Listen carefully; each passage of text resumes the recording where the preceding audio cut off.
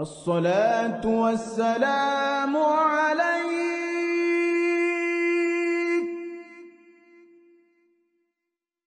يا إمام المجاهدين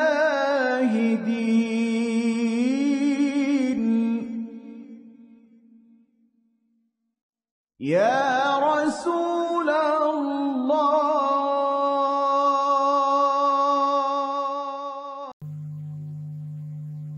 Masih melanjutkan kajian kita tentang kitab At-Tadhkirah karya Al-Imam Muhammad Ibn Ahmad Ibn Abi Bakar Ibn Farah Ibn Abu Abdillah, gelarnya Abu Abdillah Al-Ansari Al-Khazraji Al-Maliki, madhabnya Maliki, Al-Ma'ruf yang terkenal dengan nama Bil-Qurtubi, Al-Imam Al-Qurtubi rahimahullah rahmatan wasi'atan wa rahimallahu ulama al-muslimin.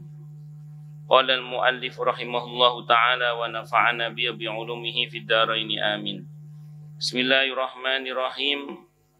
Wa qad qila, dan sungguh telah dikatakan, min syurutiha, di antara syarat-syaratnya taubat, antara lain ini di samping yang kita bahas kemarin ya, adalah al-i'tirafu bidzambi, membuat pengakuan terkait dengan dosa. Jadi kalau kita bertaubat kepada Allah Subhanahu wa taala, kita harus melakukan i'tiraf. I'tiraf itu pengakuan. Kalau di Al-Qur'an dicontohkan seperti kalimat yang Allah ajarkan kepada Nabi Adam alaihissalam. Nabi Adam taubatnya, Rabbana dzalamna anfusana wa illam taghfir lana wa tarhamna lanakunanna minal khasirin. Jadi Nabi Adam menghantam dirinya, membuat pengakuan, kami yang salah ya Allah, kami yang salah, kami yang salah. Kami telah menganiaya diri kami sendiri. Itu iktirafnya Nabi Adam. Dan itu Allah langsung yang ngajari. Berarti pasti benar itu. Makanya kalau kita taubat, membuat pengakuan seperti itu, kulo sing salah ya Allah, kulo sing goblok nih ngapunten ya Allah, kira-kira gitu. Saya yang bodoh ya Allah, ampuni saya. Tapi pengakuan itu di hadapan Allah, jangan di hadapan makhluk. Kalau di hadapan makhluk, apa yang Allah tutup jangan dibuka. Saya ulang ya, kalau yang di hadapan makhluk jangan. Kenapa? Karena yang Allah tutup jangan dibuka. Maaf nih, namanya manusia nggih, masing-masing kita kan punya aib.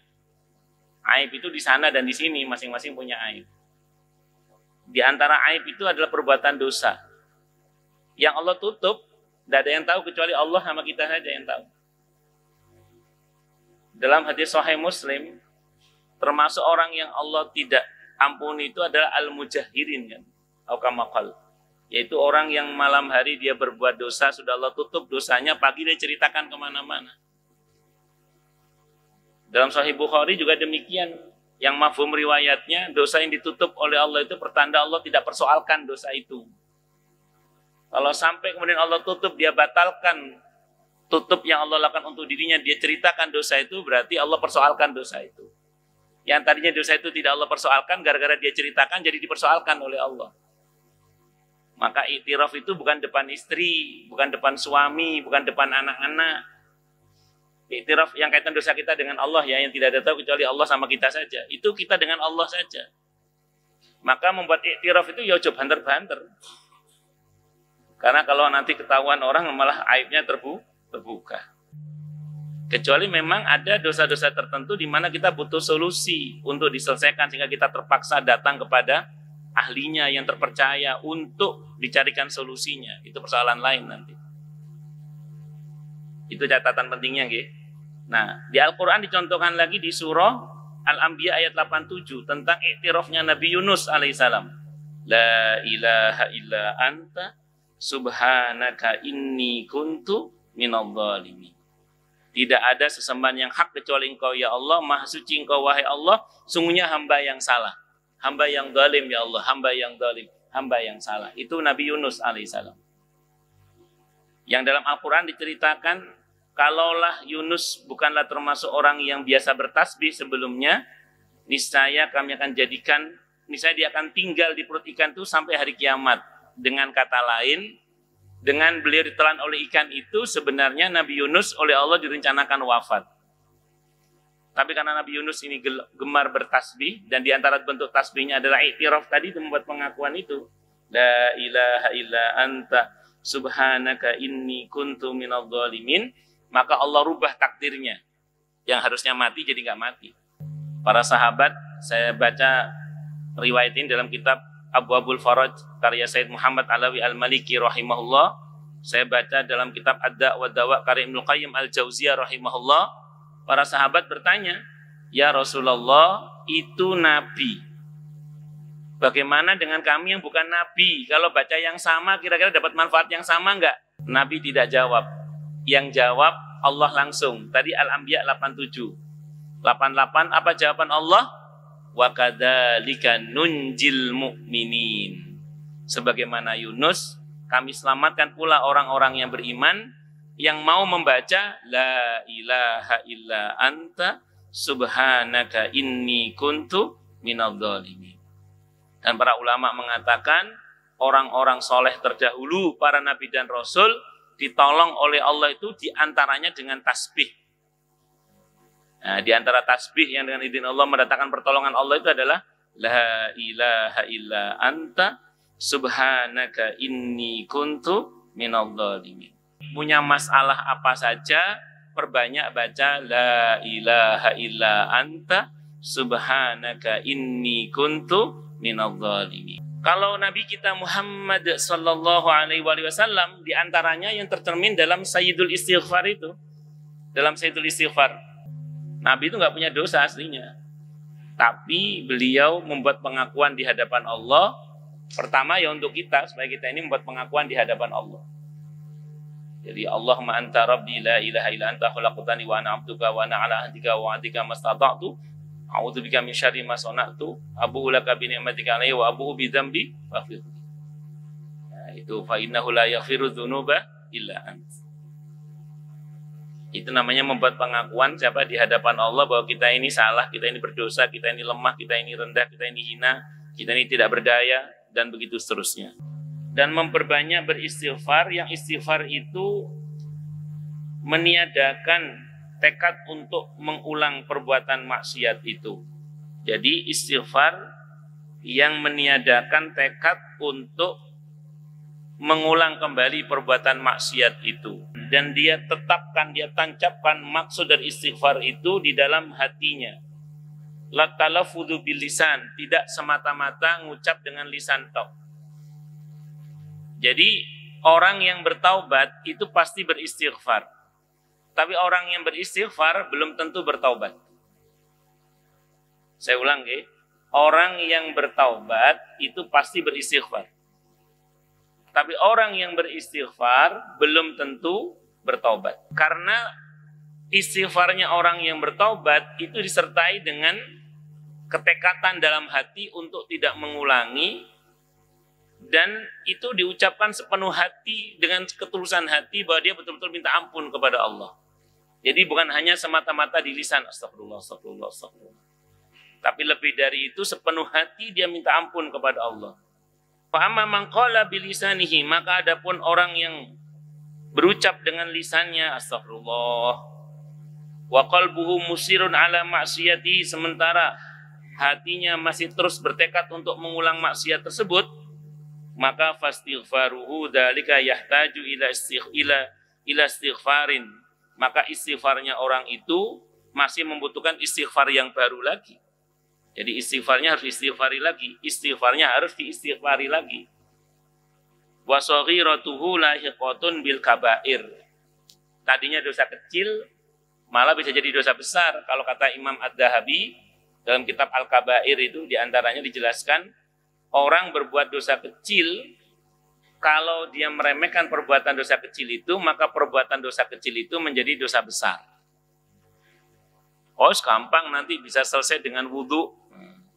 Oh, gampang nanti bisa selesai dengan sedekah. Oh, gampang nanti bisa selesai. Kalau dia berbuat dosa itu karena meremehkan, saya ulang, kalau karena meremehkan, maka yang tadinya dosa kecil, itu berubah menjadi dosa besar. Dan itu wajib tobat. Dan istighfarnya harus istighfari lagi itu, karena masih main-main. Jangan pernah sengaja nyimpen niat apa? Maksiat. Setan memang menggoda kita, yuwaswisu fi sudurin nas. Tapi jangan disepakati. Diusir, astagfirullah. Astagfirullah, astagfirullah. Itu istighfar kita yang sungguh-sungguh mengusir niat yang dibisikkan oleh setan dalam hati kita. Itu pertanda kita tidak sepakat dengan niat untuk berbuat maksiat. Nah, namanya manusia kadang remnya blong. Yang kedua muncul, Allah yafroha bil maksiyah. Jangan pernah bangga dengan perbuatan maksiat yang dilakukan. Namanya manusia ya, kadang remnya apa? Blong. Aduh, kejadian maksiat. Astagfirullah. Jangan bangga. Kenapa kok tidak bangga? Karena merasa malu. Kenapa merasa malu? Karena merasa diawasi oleh Allah. Yang ketiga, ayyasri ambil istighfar. Segera minta ampun kepada Allah. Segera, jangan ditunda, segera minta ampun kepada Allah. Kenapa kok kalau kita mengamalkan tiga ini kita tetap dicintai oleh Allah? Karena tiga ini ciri orang yang bertakwa. Orang yang bertakwa di surah Ali Imran ayat 135 diantara cirinya apa? Walladzina idza fa'alu fahishatan aw dzalamu anfusahum dzakarullaha fastaghfaru lidunubim dan seterusnya itu. Nah, jadi orang-orang yang apabila dia berbuat keji atau menganiaya diri sendiri berbuat dosa maksudnya, maka mereka akan segera menyebut dan mengingat Allah dan meminta ampun kepada Allah untuk dosa-dosa mereka dengan keyakinan penuh bahwa tidak ada yang bisa mengampuni dosa kecuali Allah, dan mereka komitmen untuk tidak mengulangi lagi. Ini asal tiga ini kita pegang baik-baik. Insya Allah kita masuk dalam ayat itu. Satu. Yang kedua, kita masuk dalam ayat Rabbana la tu'akhidna inna sina au akhtana. Dalam kumpulan Sahih Hadits Qudsi, sababun nuzul ayat itu bahkan dinyatakan kita sudah diampuni oleh Allah sebelum kita berbuat dosa itu. Asal tiga kriteria tadi kita pegang. Jangan niat berbuat maksiat. Kalaupun terjadi jangan bangga. Maka yang ketiga segera beristighfar minta ampun kepada Allah. Ayat ini sebelumnya ada ayat yang mengatakan intubdu au tukhfuhu yuhasibukum bihillah. Al-Baqarah itu sebelum 284 itu. Sebelum itu ada ayat yang mengatakan intubdu au tukhfuhu yuhasibukum bihillah. Itu sahabat pas baca ayat itu kemeringat sahabat itu. Kenapa kok kemeringat? Kenapa kok takut? Karena bayangkan yang kita tampakkan maupun yang kita sembunyikan dalam dada semuanya dihisap. Kata sahabat, ya Rasulullah, kalau semua dihisap termasuk lintasan-lintasan hati kami, habis kami ya Rasulullah, habis kami ini, celaka semua kita ini. Celaka kalau semuanya dihisap termasuk lintasan dalam hati. Non sewu nggih, kita tahu kan lintasan dalam hati ini kan, wah, mau macam-macam. Enggak macam-macam, mau macam. Belum pikiran ini. Wah, kalau lintasan pikiran kita, hati kita dihisap semua, habis kita, wassalam kita. Kata sahabat begitu, merasa berat, ngeluh di hadapan Nabi itu ngomong kayak gitu. Apa kata Rasulullah saat itu? Apa kalian mau seperti Bani Israel? Kalau diperintah oleh Allah mengatakan sami'na wa asaina, kami dengar dan kami durhakai. Kata Nabi, sudahlah katakan sami'na wa ata'na saja. Kami dengar, kami taati. Akhirnya sahabat mengatakan pun, ya Rasulullah, karena ini maunya Allah, dan kita nurut aja lah. Sami'na wa ata'na. Nah, begitu turun ayat itu, begitu sahabat menyatakan sami'na wa ata'na, baru Allah kasih keringanan. Jadi, Rabbana la tu'akhidna inna sina au akhtana. Rabbana wa la tahmil alaina isran kama hamalta 'ala alladziina min qablina. Rabbana wa la tuhammilna ma la taqata lana bih. Wa'fu 'anna waghfir lana warhamna anta maulana fansurna 'alal qaumil kafirin. Dan ini ayat terutama dari amanah rasulu bima unzila ilaihi rabbil alamin itu adalah ayat-ayat yang tidak Allah turunkan kecuali kepada Nabi kita Muhammad sallallahu alaihi wasallam. Hadis Sahih Muslim itu seperti itu. Di langit Nabi nengok ke atas, Nabi bertanya, ada apa itu Jibril? Ini pintu langit yang sebelumnya belum pernah terbuka, sekarang terbuka. Ini turun malaikat yang belum pernah turun ke bumi sebelumnya.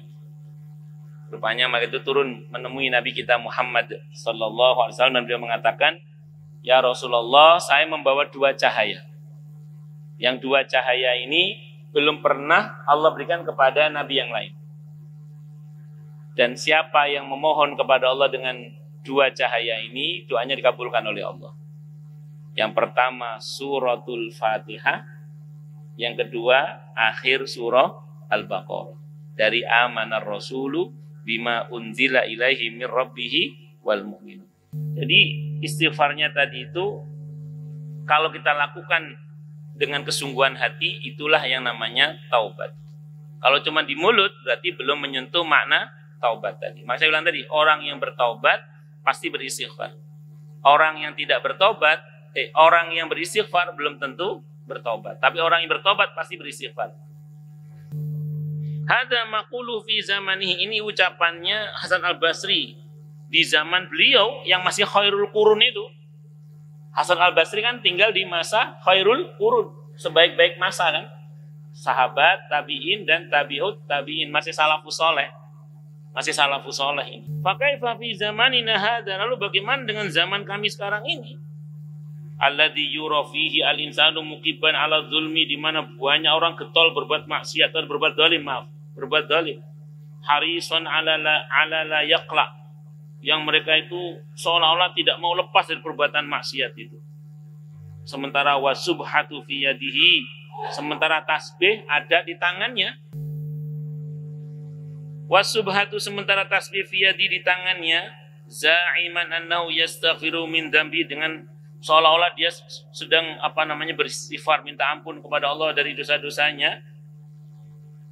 Sementara maksiat terus dia lakukan. Maka wadzalika istihza'un minhu wastighfafun, wah itu merupakan penghinaan terhadap Allah dan meremehkan Allah Subhanahu wa taala. Wa huwa, dan dia termasuk termasuk orang yang ittakhadha ayatillahi huzwa, telah menjadikan ayat-ayat Allah sebagai permainan. Wa fit tanzil, dan dalam Al-Qur'an yang telah Allah turunkan ada firman-Nya di surah Al-Baqarah ayat 231, wala tattakhidhu ayatillahi huzwa, dan janganlah kamu jadikan ayat-ayat Allah itu sebagai senda gurauan. Jangan buat main-main kalau bahasa sederhananya. Nah, saya mau terangkan dulu ya. Ini penting ini biar kita nggak salah paham juga. Kalau gitu, kalau maksiat nggak usah berbuat.